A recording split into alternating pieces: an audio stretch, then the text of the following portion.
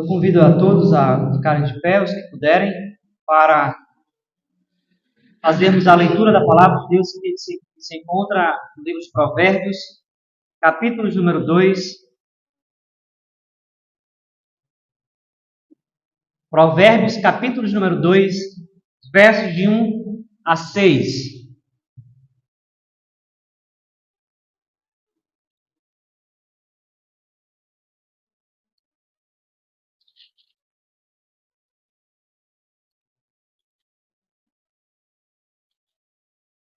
Eis o que diz a palavra do Senhor.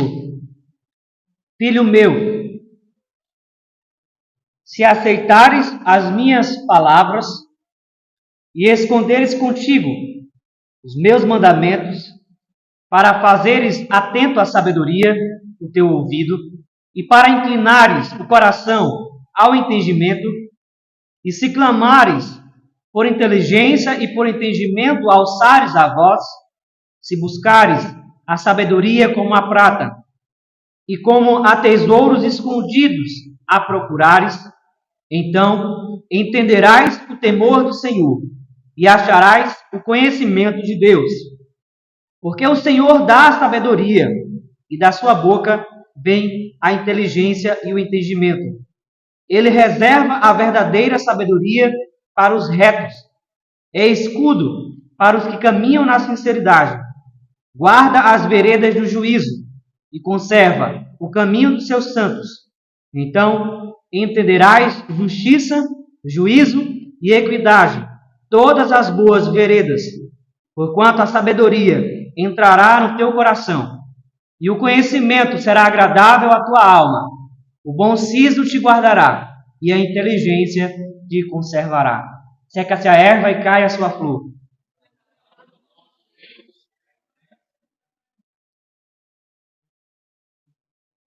Na década de 90, alguns aqui não eram nascidos, inclusive eu, o Brasil enfrentou uma das grandes crises econômicas.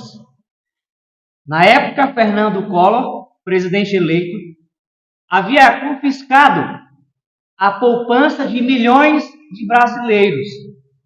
E em 2020, ao completar, se não me falha a memória, 30 anos desse evento, alguém escreveu uma coluna jornalística intitulada da seguinte maneira: entre infartos, falências e suicídios, os 30 anos do confisco da poupança.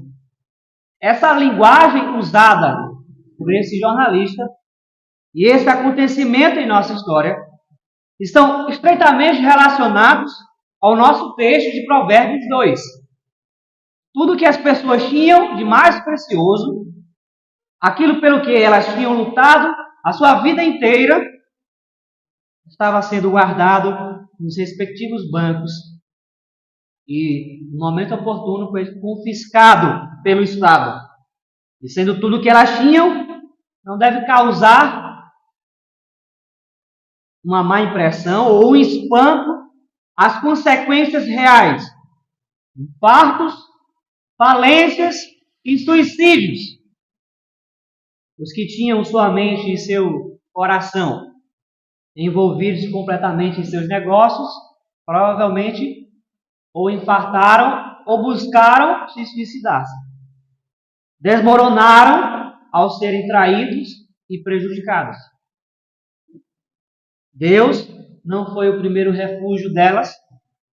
A palavra de Deus não foi examinada como a saída mais urgente que elas necessitavam para ter estabilidade emocional e moral diante de um cenário caótico. Elas incorreram no gravíssimo erro de ajuntar tesouros nessa terra, onde a traça e o ferrugem corrói.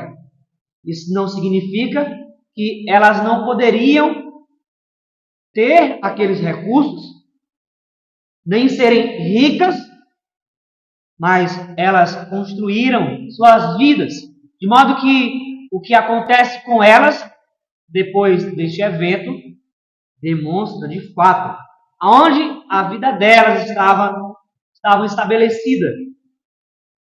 Elas amavam mais a Mamon do que a Deus.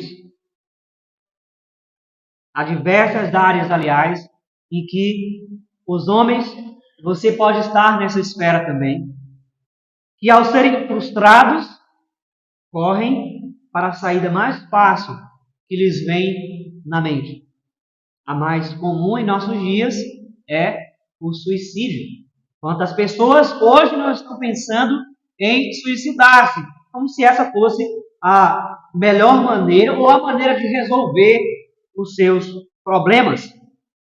Aliás, nessa última semana que se passou, alguém tentou suicidar-se após ser descoberto que estava traindo a esposa. Você acredita que este homem estava guardando a palavra de Deus, a sabedoria de Deus no coração? Não pode soar como tolice aos nossos ouvidos a mensagem de Provérbios 2. Aquilo que Deus nos diz para que buscarmos, devemos assim fazê-lo. Imaginem crianças, jovens e adultos. Imaginem ter alguém que lhe diga a maneira certa de viver em todos os caminhos. De modo que você vai alcançar a cada passo de sua vida a paz, a prosperidade, a beleza, a bondade, vai andar em verdade, vai sofrer muito menos do que os outros. Isso não seria extraordinário? Isso não seria algo bom? Mas isso nós já temos. Os crentes, e você está nesse quadro, os crentes têm a palavra de Deus, a sabedoria do alto, que leva-nos a nos achegarmos o mais próximo possível do caráter de Deus. É o caráter de Deus que é revelado nas Escrituras, de modo que o caráter de Deus, sendo santo, verdadeiro, justo, reto, faz com que seus seguidores também assim sejam. Tiago 3,17 nos diz que a sabedoria, porém, na do alto, é primeiramente pura, depois pacífica, indulgente, tratável, plena de misericórdia e de bons frutos, imparcial, sem fingimento. Quem não desejaria ter essa sabedoria? Segundo Provérbios, capítulo 1, o verso número 7, somente os loucos desprezam essa sabedoria. Você se enquadra nesse grupo. Por isso eu quero chamar a sua atenção nessa noite, em primeiro lugar, a urgência de buscar a sabedoria. É exatamente o que faz o pai instruindo aqui o seu filho. Deus nos instruindo, em última análise. Filho meu, se aceitares as minhas palavras e esconderes contigo os meus mandamentos, para fazeres atento à sabedoria o teu ouvido, para inclinares o coração ao entendimento, e se clamares por inteligência, por entendimento alçares a voz, se buscares a sabedoria como a prata, como a tesouros escondidos a procurares, então entenderás o temor do Senhor e acharás o conhecimento de Deus. Se há algo que você deve saber, que deve ser buscado com urgência, certamente não é a sua riqueza, não é a sua vanglória, não é a concretização dos seus planos mais belos aos seus olhos, mas sim sabedoria de Deus, cuja condição para aprovar dos deleites é o esforço e a dedicação em obedecer a Deus. Mais uma vez, o filho aqui é chamado diretamente ao fato de que ele possui um dever, o de usar todos os seus sentidos do seu corpo, quer seja a boca, os ouvidos, os olhos, quer seja a mente, quer seja o coração, o seu corpo por inteiro, para obter e internalizar a sabedoria revelada por Deus, pelo seu Pai. Em Mateus 23, 27, Jesus disse: ai de vós, escribas e fariseus, hipócritas, porque sois semelhantes aos sepulcros caiados, e por fora se mostram belos, mas interiormente estão cheios de ossos de mortos e de toda imundícia. O pai quer fazer com que o filho tenha uma santificação de dentro para fora, e não uma santificação falsa de fora para dentro. A preocupação do pai, e o seu desejo aqui, é para que o filho tenha no coração a sabedoria. E aí há uma grande diferença em ter a sabedoria somente nos lábios e a tê-la no coração. Mas como visto no capítulo 1, a obediência e a desobediência estão em concorrência com a vida e a morte. E o livro de Provérbios nos ensina isso de maneira prática. Ele nos dá detalhes de como alcançar a bênção e quais as armadilhas que nos levam à morte. Isso nos faz lembrar de Deuteronômio, capítulo número 11, o verso número 26 a 28. Eis que hoje eu ponho diante de vós a bênção e a maldição. A bênção quando cumprirdes os mandamentos do Senhor, vosso Deus. E hoje vos ordeno a maldição, se não cumprirdes os mandamentos do Senhor, vosso Deus, mas vos desviardes do caminho que hoje vos ordeno, para seguirdes outros deuses que não conhecestes. Essa verdade deve estar internalizada em seu coração. A primazia do discurso, assim como em toda a Bíblia, é de Deus.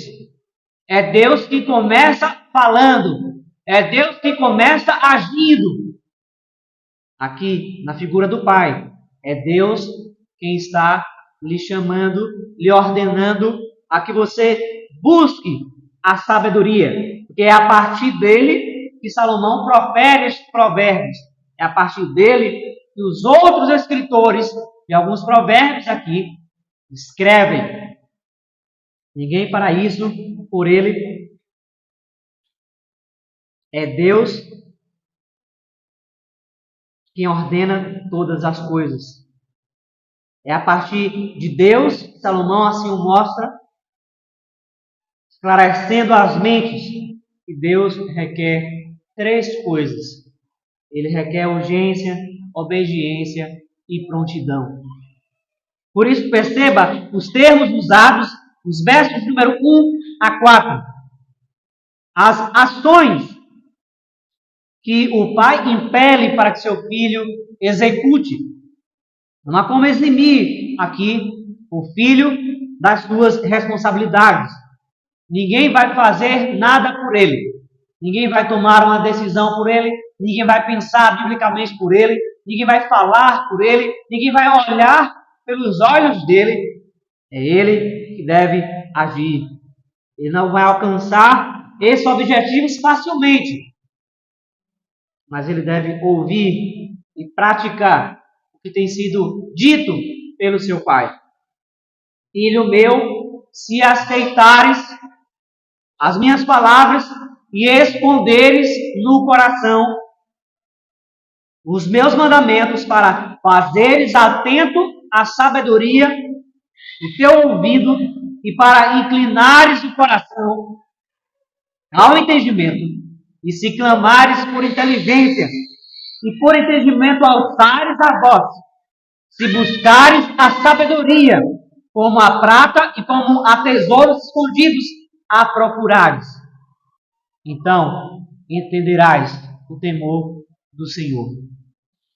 Quais têm sido os motivos das suas orações? Quais têm sido os motivos pelo qual você gasta tanta energia, de modo que você talvez chega a um determinado momento cansado, afadigado, quando isso não é a buscar a sabedoria de Deus, a temer a Deus, a esforçar-se para encaixar-se na forma de Deus, Você pode estar nessa noite, de maneira consciente, vivendo como disse Salomão em Eclesiastes. Você pode estar correndo atrás do vento. Mas a atitude do filho aqui é tanto exterior como interior. Clamando, ouvindo, procurando os tesouros da sabedoria. Ou seja, ele quer fazer de tudo para não perder uma oportunidade. É assim que temos feito também. Nada disso pode ser real se você não estiver com sua alma engajada em Deus. Tiago 1,22 nos diz: tornai-vos, pois, praticantes da palavra de Deus, e não somente ouvintes, enganando-vos a vós mesmos. Colossenses 3,16, o apóstolo Paulo disse: habite ricamente em vós a palavra de Cristo, instruí-vos e aconselhai-vos mutuamente em toda a sabedoria, louvando a Deus com salmos e hinos e cânticos espirituais, com gratidão em vosso coração. Há sempre uma ação que Deus nos ordena, a de nos tornarmos praticantes e a de que a palavra habite em nosso coração. Deus nos chama nessa noite a nos submetermos à sua sabedoria, a corrermos atrás dela, a clamarmos por ela e a considerarmos como indispensável para nossa alma. Você enxerga essa necessidade nessa noite? A sabedoria sendo comparada com a prata e os tesouros escondidos devem fazer você enxergá-la da mesma forma, ou muito mais ainda elevado, como você enxerga a prata e o ouro.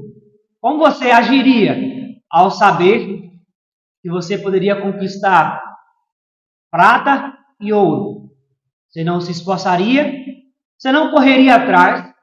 Você não veria todas as possibilidades?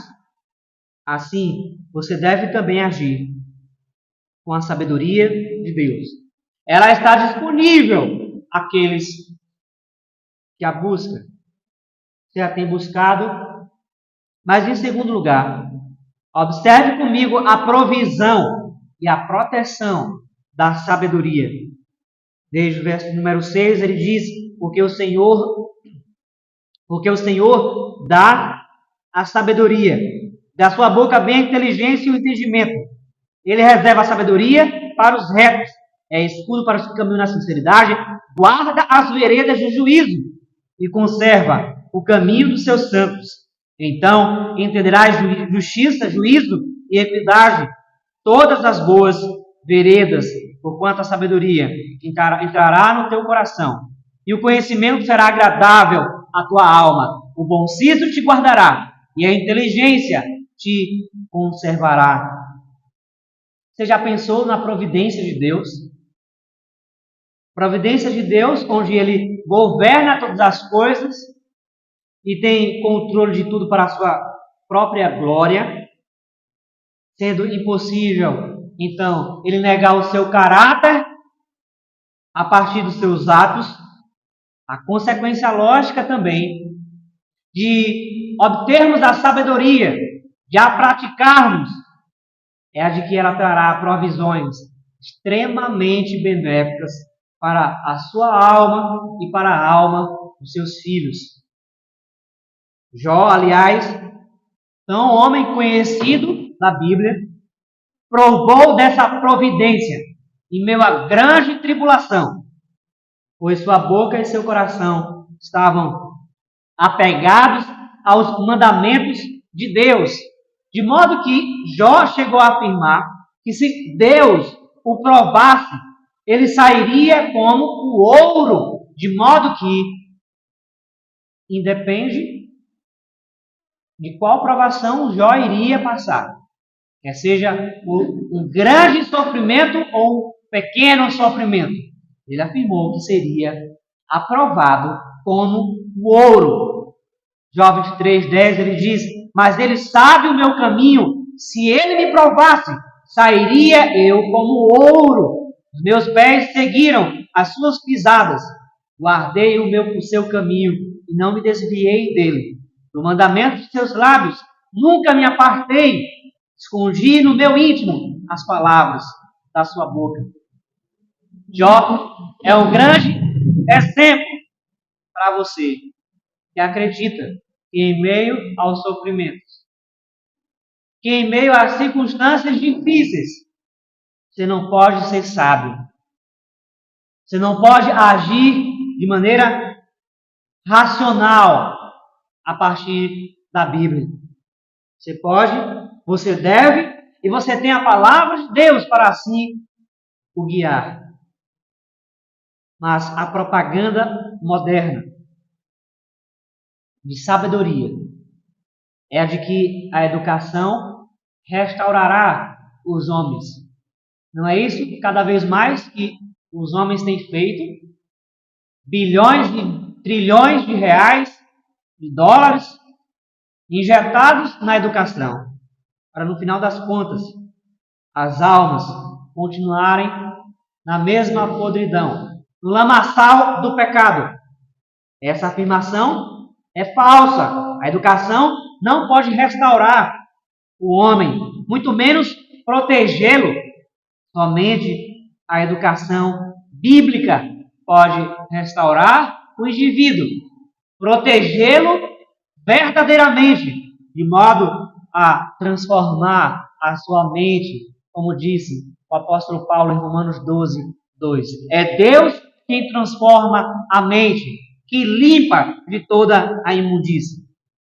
E é exatamente isso que comprovamos a partir do verso de número 5 ao 11. Ou seja, entender o temor do Senhor e achar o conhecimento de Deus é uma referência ao relacionamento com Deus, cuja finalidade não pode ser outra, a não ser conhecer a Deus. É impossível alguém que se relaciona com Deus, com a sua palavra, orando, jejuando, participando dos meios de graça, é impossível alguém assim fazê-lo e não colher os frutos. Isso não pode ser abstrato para você, não deve ficar somente em seus sentimentos, mas deve ser concreto. Você deve ver tudo isso. Precisa estar patente aos seus olhos que você mesmo tem buscado conhecer a Deus. Precisa ficar patente diante de seus olhos as decisões que você tomou e vai tomar, se vai ou não agradar a Deus. Provérbios capítulo 3, verso 5, Salomão nos diz: confia no Senhor de todo o teu coração, não te estribes em teu próprio entendimento, reconhece-o em todos os teus caminhos, e ele endireitará as tuas veredas. Reconhecer a Deus em todos os nossos caminhos significa termos a consciência plena de que Deus faz parte de toda a nossa vida, de que Deus faz parte de todos os lugares, tudo que fazemos. O homem sem Deus é um, irmãos e irmãs. E com Deus, ele é totalmente outro. Reconhecê-lo em todos os caminhos significa estar andando com Deus. Você anda com Deus? Jó, no capítulo 28, versos 12 em diante, ele nos diz: mas onde se achará a sabedoria? E onde está o lugar do entendimento? O homem não conhece o valor dela, nem se acha ela na terra dos viventes. O abismo diz: ela não está em mim. E o mar diz: não está comigo. Não se dá por ela ouro fino, nem se pesa prata em câmbio dela. Seu valor não se pode avaliar pelo ouro de Ofir, nem pelo precioso ônix. nem pela safira. O ouro não se iguala a ela, nem o cristal. Ela não se trocará por joia de ouro fino. Ela faz esquecer o coral e o cristal. A aquisição da sabedoria é melhor que as das pérolas. Não se igualará o topázio da Etiópia, nem se pode avaliar por ouro puro. Onde, pois, vem a sabedoria e onde está o lugar do entendimento? Está encoberta aos olhos de todo vivente e oculta as aves do céu. O abismo e a morte dizem: ouvimos com os nossos ouvidos a sua fama. Deus lhe entende o caminho. E ele é quem sabe o seu lugar, porque ele prescruta até as extremidades da terra, vê tudo o que há debaixo dos céus. Quando regulou o peso do vento e fixou a medida das águas, quando determinou leis para a chuva e caminho para o relâmpago dos trovões, então viu ele a sabedoria e a manifestou. Estabeleceu-a e também a esquadrinhou e disse ao homem: eis que o temor do Senhor é a sabedoria, o apartar-se do mal é o entendimento. Ser racional não significa ser racionalista, ou seja, não significa em nossa própria mente acatarmos aquilo que nós mesmos acreditamos fazer e dizer ao mesmo tempo que é verdade. Nós precisamos ser racional a partir da Bíblia. Nós precisamos entender as coisas a partir da sabedoria de Deus, porque somente temendo a Deus, observando o escopo geral das Escrituras, somente assim nós poderemos nos apartarmos do mal, que é a prova viva do entendimento. É por isso que o apóstolo Paulo diz que aqueles que se embrenham em pecados são como brutos e irracionais, porque estes não têm entendimento. É a partir da sua prática, é a partir da prática cristã que se reconhece o entendimento do homem. Deus guarda os nossos pés através da sua vontade. É da sua boca, da sua palavra que vem a sabedoria que nos faz viver em santidade. O Pai não se cansa em chamar o Filho a dar ouvidos, a exercer de todas as formas possíveis a sabedoria e buscá-la de todas as maneiras.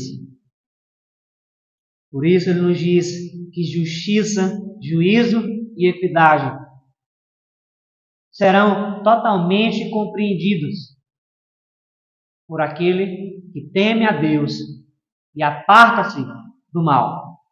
Você já imaginou se a nossa sociedade entendesse a plena acepção do termo, o que significa justiça, juízo e equidade?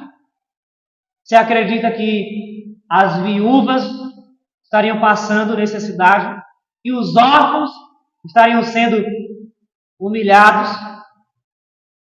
e os políticos estariam pervertendo as leis? Você acredita que milhares de pessoas nesse momento estariam no meio das ruas? Você acredita, em última análise, que se todos compreendendo essas verdades, você acredita que os homens não enxergariam o pecado dos outros, a necessidade espiritual dos outros?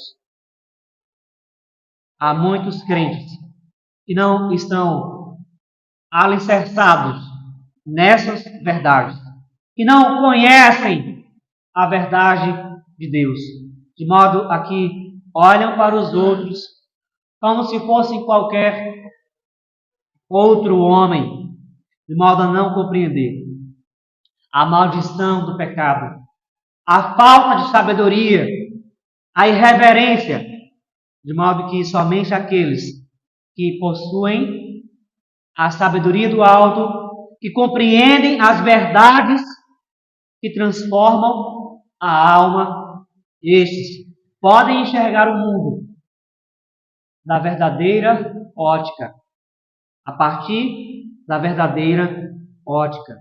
A compreensão dessas três palavras verdadeiramente deve levar você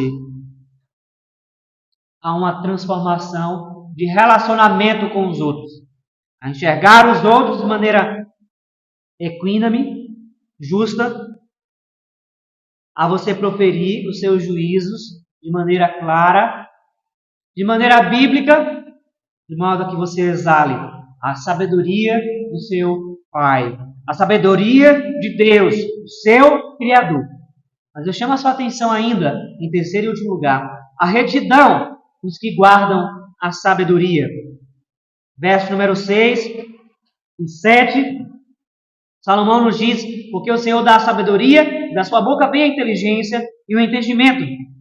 Mas Ele reserva a verdadeira sabedoria para os retos. É escudo para os que caminham na sinceridade. Se somente os retos têm conhecimento da verdadeira sabedoria, significa que há uma falsa sabedoria sendo pregada nas esquinas. Mas somente os que estão em aliança com Deus podem usufruir da verdadeira sabedoria. Você compreende essas verdades? Você entende o seu privilégio? Você o renega ou você o abraça? Os crentes precisam de lembretes. Os cristãos precisam ser a todo momento lembrados de quem verdadeiramente eles são. Em que verdadeiramente eles estão firmados. E o que verdadeiramente eles têm disponível para que eles alicercem a sua alma. Deuteronômio capítulo número 6, verso número 1 a 9, abarca todas essas verdades, onde Moisés disse: estes, pois, são os mandamentos, os estatutos e os juízos que mandou o Senhor teu Deus, se te ensinassem para que os cumprisses na terra que passas para possuir, para que temas ao Senhor teu Deus e guardes todos os seus estatutos e mandamentos, que eu te ordeno, tu, teu filho, filho de teu filho, todos os dias da tua vida, e que teus dias sejam prolongados. Ouve, pois, ó Israel, e atenta em o cumprires, para que bem te suceda, e muito te multipliques na terra, e mana leite e mel, como te disse o Senhor, Deus de teus pais. Ouve, Israel, Senhor nosso Deus é o único Senhor. Amarás, pois, Senhor teu Deus, todo o teu coração, toda a tua alma, toda a tua força. Estas palavras que hoje te ordeno estarão no teu coração. Tu as inculcarás a teus filhos, delas falarás assentado em tua casa e andando pelo caminho. E ao deitar-te e ao levantar-te, também as atarás como sinal na tua mão, e te serão por frontal entre os olhos. E as escreverás nos umbrais de tua casa e nas tuas portas. Mateus capítulo número 13, verso número 9, nosso Senhor Jesus disse: quem tem ouvidos, ouça. Nós precisamos de lembretes. E a palavra de Deus está inundada de lembretes para que enxerguemos as nossas necessidades diárias. O discernimento e o compromisso que a sabedoria realiza aqui só é possível por causa da restauração dos pecadores. Os homens do mundo, por assim dizer, os que ainda não estão em aliança com Cristo, estes não receberam essa sabedoria. Esta não está reservada para estes. Você enxerga o seu privilégio, os benefícios que você tem, aquilo que você poderia desfrutar e talvez não esteja desfrutando como deveria.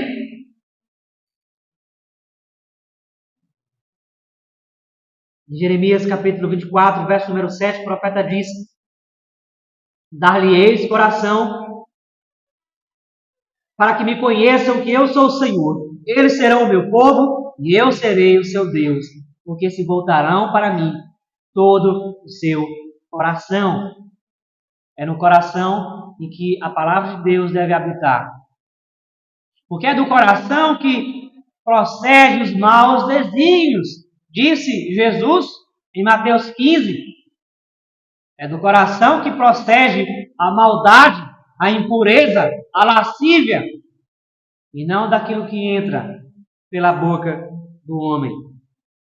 Em 2 Coríntios 4, 6, o apóstolo Paulo disse: porque Deus que disse, das trevas resplandecerá a luz, Ele mesmo resplandeceu em nosso coração para a iluminação do conhecimento da glória de Deus na face de Cristo.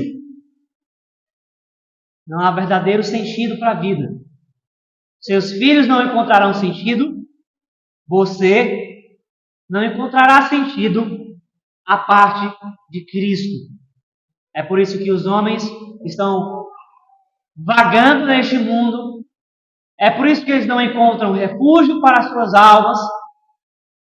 É por isso que eles vivem a cada vez mais a cavar cisternas rotas em que não retém água.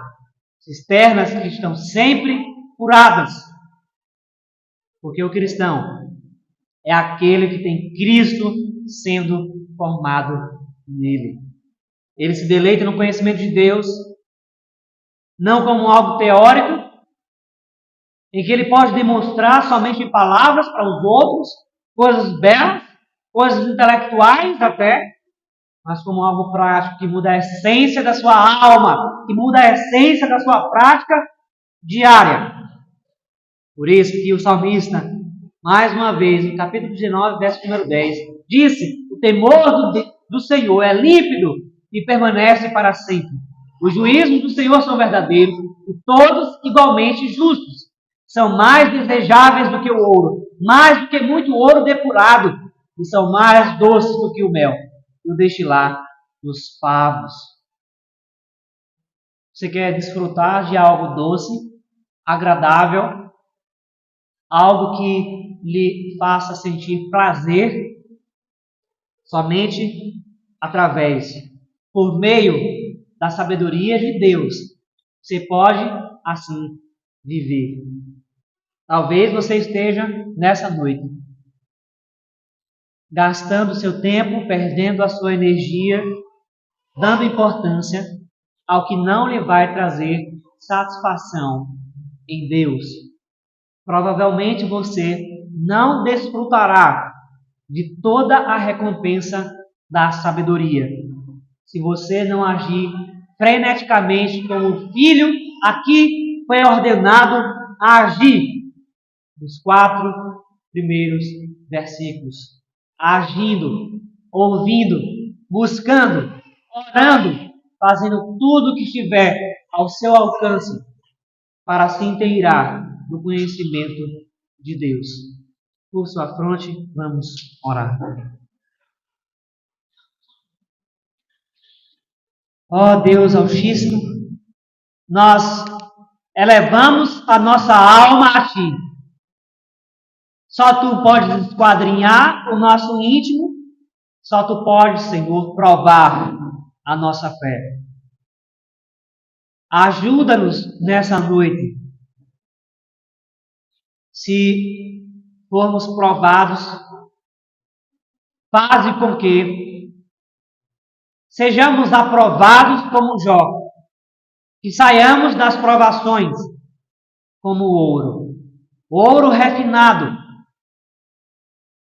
de modo que nem as dores, nem as aflições, nem as perturbações deste mundo nos faça perder de vista a Tua palavra, mas que ela esteja guardada em nosso coração, para não pecarmos contra Ti.